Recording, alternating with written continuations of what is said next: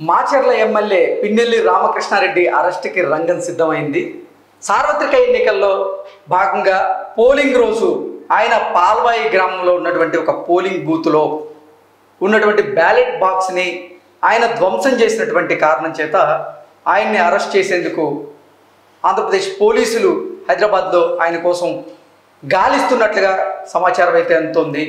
ఈరోజు రేపట్లో పిన్నెల్లి రామకృష్ణారెడ్డిని అరెస్ట్ చేసే అవకాశం ఉంది అంటూ కూడా కొన్ని వార్తలు అయితే వస్తున్నటువంటి నేపథ్యంలో ఈ అంశం మీద మనతో మాట్లాడేందుకు జై భారత్ నేషనల్ పార్టీ అధికార ప్రతినిధి, అలాగే ఆ పార్టీ నుంచి ఎమ్మెల్యే అభ్యర్థిగా పోటీ చేసినటువంటి చిరంజీవి నాయక్ మనతో ఉన్నారు. ఆయనతో మాట్లాడదాం. చిరంజీవి గారు హాయ్ అండి. హాయ్ అండి, జై భారత్ అండి. పోలింగ్ రోజు చూసాం మనం, పిన్నెల్లి రామకృష్ణారెడ్డి పాల్వాయి గ్రామంలో పోలింగ్ బూత్కి వెళ్ళారు. అక్కడ ఉన్నటువంటి బ్యాలెట్ బాక్స్ని ఆయన ధ్వంసం చేసేటువంటి ప్రయత్నం చేశారు. ఆ వీడియో ఇప్పుడు సోషల్ మీడియాలో హల్చల్ చేస్తూ ఉంది. ఆ వీడియోని ఆధారంగా చేసుకొని ఇప్పుడు పిన్నెల్లి రామకృష్ణారెడ్డిని అరెస్ట్ చేసేందుకు పోలీసులు రంగం సిద్ధం చేశారు. ఆయనేమో ఇప్పుడు మాచర్లలో లేకుండా హైదరాబాద్లో తిరుగుతున్నారు. కొన్ని రోజులుగా మాచర్ల నియోజకవర్గంలో ఆయన కోసం గాలింపు చర్యలు చేపట్టారు. అయినా సరే అక్కడ లేడని తెలుసుకొని హైదరాబాద్లో ఉన్నాడు అనేటువంటి సమాచారంతో హైదరాబాద్లో కూడా పోలీసులు ఆయన కోసం వెతుకుతున్నటువంటి పరిస్థితి చూస్తూ ఉన్నాం. ఏంటి అసలు మాచర్ల అసెంబ్లీ నియోజకవర్గంలో ఏం జరిగింది ఆ రోజు? అంటే ఒకటండి, ఇక్కడ మెయిన్ మనం ప్రధానంగా చూడాల్సి వస్తుంది. ఈవీఎం బ్రేకేజ్లో జరిగాను, పోలింగ్ బూత్లోకి వెళ్ళి బ్రేక్ జరిగింది. అది 13th పోలింగ్ రోజు జరిగింది. ఈ రోజు 22nd, ఆల్మోస్ట్ 9 days అవుతుంది. ఈ 9 daysలో ఈ ప్రక్రియ జరిగిన తర్వాత ఇంత డే నైట్ ఎలక్షన్ జరుగుతున్న క్రమంలో బూత్లోకి వెళ్ళి ఒక అభ్యర్థి తనతో పాటు కొంతమంది గూన్స్ని తీసుకొని వెళ్ళి ఈవీఎంని అక్కడికక్కడే బ్రేక్ చేస్తే పీఓ ఏం చేస్తున్నాడు, అసలు ఆర్ఓ ఏం చేస్తున్నాడు? పీఓ ఇమీడియట్ గా బ్రేక్ అయిన ఈవీఎం దగ్గర అక్కడ ఎలక్షన్ ఆపాలి కదా. బ్రేక్ అయ్యి ఈవీఎంని బ్రేక్ చేస్తే పీఓ ఇమీడియట్ గా ఆర్ఓకి ఇన్ఫార్మ్ చేసి ఇలా జరిగింది, ఇక్కడ దీన్ని ఎలక్షన్ ఆపాలి అని చెప్పాలి కదా. ఆ బ్రేక్ అయిన ఈవీఎంతోనే ఆ బూత్ లో ఎలక్షన్ జరిపించారా వీళ్ళు? ఆ ఈవీఎం పనిచేసిందా? అక్కడ ఫ్రీ అండ్ ఫెయిర్ మ్యాన్లో ఎన్నిక జరిగినట్టు మనం ఎలా అనుకోవాలి?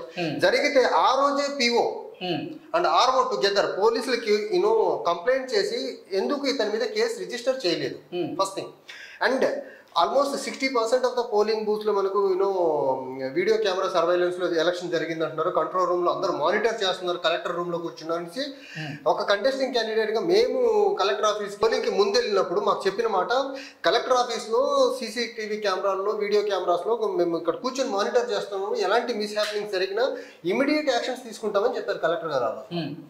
చెప్పిన తర్వాత ఇది 13th జరిగితే సీసీటీవీ కెమెరాలో రికార్డ్ అయిన దాన్ని కలెక్టర్ ఆఫీస్ లో కంట్రోల్ రూమ్ లో కూర్చొని చూస్తూ ఉన్నట్లయితే 13th వీళ్ళ మీద కేసు ఎందుకు రిజిస్టర్ చేయాలా, ఎందుకు బుక్ చేయాలా, అతను ఎందుకు అరెస్ట్ చేయాలా? ఈ ప్రక్రియ 9 రోజులుగా జరిగిన తర్వాత నిన్న ఈ వీడియో సర్క్యులేషన్ లోకి వచ్చింది. అంటే 9 రోజులు దాచిపెట్టేదానికి కారణం ఇది. అంటే అధికారులు ఎవరి ప్రలోభాలకు లోనై ఎవరికి ఫేవర్ చేసేదానికి ఎన్నికలు జరిపించారు. అసలు ఎన్నికల సంఘం ఉన్నది ఫ్రీ అండ్ ఫెయిర్ మ్యాన్ లో ఎన్నికలు జరిగేదానిక ఇలా విధ్వంసాలతో ఈవీఎంలు బద్దలు కొట్టేసేసి రౌడీయిజంతో ఎన్నికలు జరిపించేదానికి ఎలక్షన్ కమిషన్ ఉంది. దీని మీద ఎలక్షన్ కమిషన్ ఇమీడియట్ గా ఆన్సర్ చేయాలి. ఈ ల్యాగ్ ఎందుకు వచ్చింది? 13th జరిగితే అంటే ఈ ఘటన మీద కూడా కేంద్ర ఎన్నికల సంఘం చాలా సీరియస్ గా ఉన్నట్లు, అందుకే సీరియస్ ఎక్కడ ఏ యాక్షన్ తీసుకుంది? అతని మీద ఎక్కడ ఏ పోలీస్ స్టేషన్ లో కేసు బుక్ అయింది? ఎక్కడ కేసు బుక్ అయింది? అంటే అతను అరెస్ట్ చేసేందుకు లెట్ మీ ఫినిష్. ఎక్కడ కేసు బుక్ అయింది? ఫస్ట్ థింగ్, సిట్ వేశారు. సిట్ విచారణ జరుగుతూ ఉంది పల్నాడులో జరుగుతున్న గొడవల మీద. సిట్ ఎంక్వైరీలో ఈ పర్టికులర్ డ్యామేజ్ గురించి ఏమైనా మెన్షన్ చేశారా? ఎక్కడ బయటికి రాలేదు కదా. ఎక్కడ కేసు బుక్ అవ్వలేదు. తర్వాత సిట్ ఎంక్వైరీలో దీని గురించి పెద్దగా లేదు. అండ్ ఎలక్షన్ జరిగి ఆల్మోస్ట్ 9 days కంప్లీట్ అవుతుంది. ఈ రోజు వరకు అతన్ని ఎందుకు అరెస్ట్ చేయలేదు? ఈసీ ఏం చేస్తుంది? నిద్రపోతుందా? ఇది ఇలా ఈవీఎంలు ధ్వంసం చేసి election free and fair man లో జరిపామనేసి చేతులు దులుపుకుంటే ఇది దేనికి సంకేతం? ఇది ఈ వీడియో బయటకు వచ్చిన తర్వాత వైసీపీ టాప్ లీడర్షిప్ కూడా ఇది జరిగింది తప్పు అనేది కనీసం బహిర్గతంగా వచ్చి క్షమాపణ చెప్పేదానికి లేకుండా అయిపోతుంది. అంటే వైసీపీ ఆల్మోస్ట్ ఈ విధ్వంసాలతో ఎలక్షన్ జరిపిందా అనే దానికి ఇప్పుడు డౌట్ ఆస్కారం ఇస్తుంది. ఒకసారి మనం ఆ వీడియో చూసేటువంటి ప్రయత్నం చేద్దాం. ఆ వీడియోలో కూడా చూసినట్లయితే అంటే ఆ పోలింగ్ బూత్ లో ఉన్నటువంటి ఏజెంట్ ఎవరైతే ఉన్నారో ఆయన ప్రతిఘటించేందుకు కూడా ప్రయత్నం చేశారు. కానీ ఆ ప్రయత్నాన్ని అంటే పిన్నెల్లి రామకృష్ణారెడ్డి గారితో 2-3 వచ్చినట్టున్నారు. ఆ ముగ్గురులో అసలు ఎలక్షన్ సెక్యూరిటీ ల్యాబ్స్ అనే దానికి ఎగ్జాంపుల్ ఒక క్యాండిడేట్ ని మాత్రమే బూత్ లోకి అలౌ చేస్తారండి. క్యాండిడేట్ తో పాటు అతను అనుచరులందరిని ఎలా అలౌ చేశారు? అసలు పోలీస్ ఫెయిల్యూర్ అనే దానికి ఎగ్జాంపుల్ ఇది కాదా? ఎలక్షన్ కమిషన్ వారు రూల్ ప్రకారం ఎలక్షన్ జరపలేదు అనేది ఎగ్జాంపుల్ ఇది కాదా? క్యాండిడేట్ ఒక్కడే లోపలికి వెళ్ళి చూసి రావచ్చు పోలింగ్ ఎగ్జాక్ట్ గా ప్రాపర్ గా జరుగుతుందా లేదా అనే దానికి.